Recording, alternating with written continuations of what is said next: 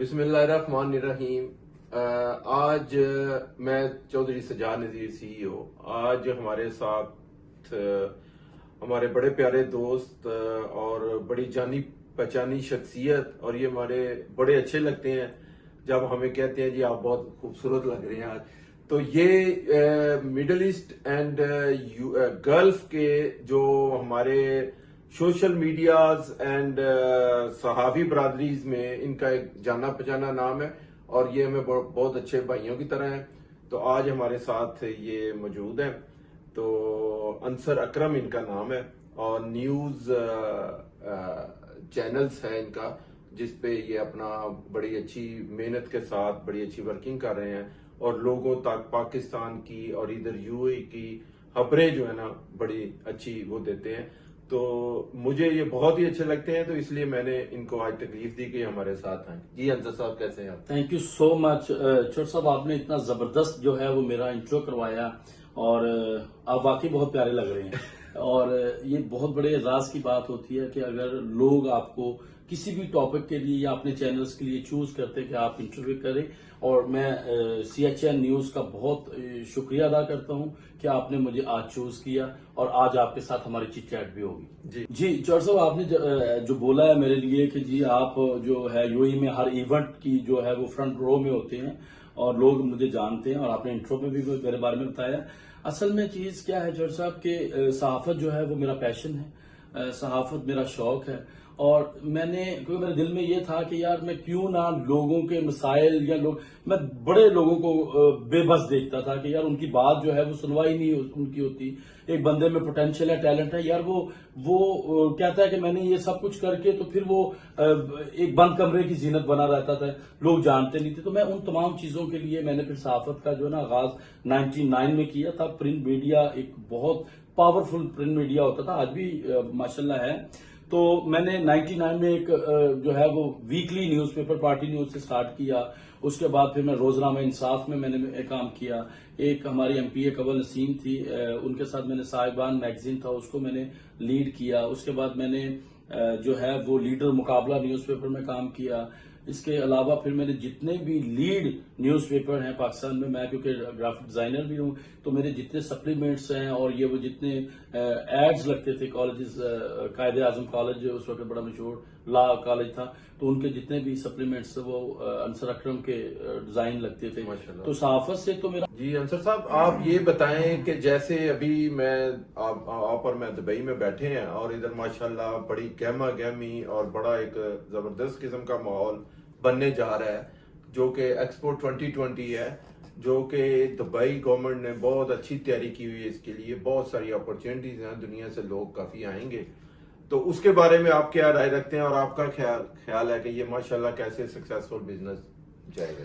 सबसे पहले तो जी मैं UAE के बारे में ये कहूँगा कि इतना जो कोविड का जो एक बुरा स्याह जो टाइम आया पूरी दुनिया में आया, और होती क्या है कि हिकमत अमली से पहचानी जाती हैं कौमें, और उनके वजूद बरकरार रहते हैं उनके अच्छे अमाल और उनके अच्छे फैसलों से।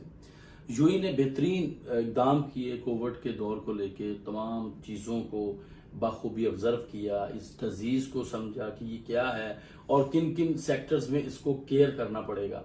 तो UAE ने जब से कोविड का जो एक टाइम चला है उसको बेहतर तरीके से जो भी SOP हो, चाहे उसको रोकथाम के लिए जो भी जो है वर्ल्ड जो हेल्थ ऑर्गेनाइजेशन की तरफ से जो एडवाइजेस थी, इसके ऊपर भी इम्प्लीमेंट किया, बल्कि खुद से भी इन्होंने बहुत सारी एफर्ट्स की और उनका कोई ना कोई सोल्यूशन निकाला। तो ये तो उनको खराज तहसीन है हमारी तरफ से ऐसे, क्योंकि हम लोग ने एक एक टाइम को यहाँ पे फेस किया है और सहाफत की हुई है यहाँ पे। सेकंड आ जाता जी एक्सपो बिगेस्ट जो है वो दुनिया की ये जो है वो ये नुमाइश है और एग्जीबिशन है, और जब इनको मिली तो ये एक बड़ी ज़बरदस्त हाइप क्रिएट होगी, क्योंकि इन्होंने वाकई प्रूफ किया कि ये एक तरक्की याफ्ता मुल्क है, और इन्होंने वो करके दिखाया जो कोई नहीं कर पाया। तो इन्होंने जो है वो एक्सपो को अचीव किया। बैड लक यही हुई कोविड की वजह से इसको 2020 से एक्सटेंड करके 21 में आ गए। तो ये भी एक फेज बहुत तकलीफ वाला था, और इसको भी बड़ी महारत से बड़ी अच्छे तरीके से इन्होंने फेस किया। ایکسپو 2020 سے دیکھیں، میں پچھلے دنوں بھی ابھی جو ہے وہ بریفنگ لی میں نے ایکسپو کے حوالے سے، اور پاکستان پویلین بھی بن رہا ہے اور وہ 35,000 اسکوائر فٹ کا بن رہا ہے. سوری. اچھا میں نے 35 اسکوائر فٹ کا بن رہا ہے اور یہ بہت بڑی جگہ ہے. تو میں نے جب ان سے بات کی اس چیز کو، رزاق داؤد صاحب بھی آئے، انہوں نے پاکستان پویلین کے لیے ایسٹیمیٹ دیا تھا. تو یہ آپ کو میں ایک اور چیز بتا دوں، اس کا فیگر بتا دوں کہ پاکستان پویلین صرف $18 ملین میرے خیال میں، کہ پتہ نہیں یہ مجھے اب فیگر یاد نہیں آ رہا، اتنا اسپینڈ ہوا ہے یہ والا، اور ایک بہت بڑی اماؤنٹ ہے. اور انہوں نے بڑا اچھا ڈیجیٹل طریقے سے اس کو پریزنٹ کر رہے ہیں. تو یہ تو پاکستان کا ہے، اور آپ یہ اندازہ کریں کہ وہ جگہ پہ پوری دنیا کے، کیونکہ 200 تقریباً کنٹریز کے لوگ اس میں پارٹیسپیٹ کر رہے ہیں اس ایکسیبیشن میں. تو یہ ڈیفینیٹ پاکستان کیا پوری دنیا کے لیے، بزنس کے لیے ایک زبردست جو وہ ہب بنے گی. اس سے لوگوں کے کلچر کا بھی پتہ چلے گا، لوگوں کی ٹیکنالوجیز کا پتہ چلے گا، لوگوں کے بزنس کے ایک دوسرے سے چینج ہوگا. تو ڈیفینیٹ ایک کووڈ کے بعد اگر صحیح معنوں میں کہتا ہوں کہ اگر اس کو ایکسپو کو پراپر طریقے سے اٹینڈ کیا جائے گا تو یہ آپ کو بہت مثبت جو ہے پوری دنیا میں جو ہے اس وقت معاشی سٹرکچر بگڑے ہوئے ہیں، تو یہ معاشی سٹرکچر کو مضبوط کرنے کا سب سے گولڈن چانس ہے. اور ایکسپو کے لیے اگر پاکستان نے پارٹیسپیٹ کیا تو میں یہ سمجھتا ہوں کہ پاکستان میں بھی معاشی سٹرکچر کے لیے بہت بہتر اقدام ہو سکتے ہیں. جی بہت مہربانی جی، بہت شکریہ انصر صاحب، آپ نے بڑے اچھے طریقے سے بریف کیا.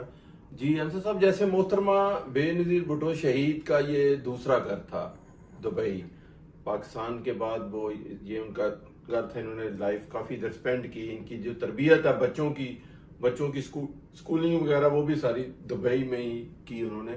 تو ماشاءاللہ ہمارے ینگ ہینڈسم اور دنیا کے سب سے پڑے ہوئے لیڈر جناب بلاول بھٹو زرداری صاحب ہیں، وہ اب انشاءاللہ پاکستان کی باغ دوڑ سنبھالیں گے اور پاکستان میں بڑے ایکٹیو ہیں، اور لوگوں کو انہوں نے ثابت کر دیا ہے کہ وہ ایک بہادر ماں کے اور بہادر نانا کے اور بہادر باپ کے وارث ہیں.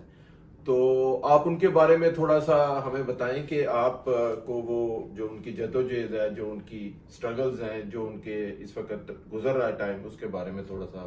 چور صاحب، اگر میں بات کروں بلاول بھٹو صاحب کی بات کروں یا محترمہ کی بات کروں، میرا تو ہوں تو میڈیا سے ریلیٹ، لیکن مجھے ایسا لگے گا جیسا پاکستان پیپلز پارٹی کے لیے کام یا ان کے لیے انٹرویو دے رہا ہوں. لیکن لفظوں کو کنجوسی کرنا بھی بری بات ہے. جی بالکل. جو نظریات ہوتے ہیں ایز اے ہم صحافی، ہماری آبزرویشن عام آدمی سے تھوڑی سی زیادہ ہوتی ہے، کیونکہ ہم نے ہر چیز کو فالو کرنا ہے، ان کے تمام کردار کشی کو سمجھنا ہے.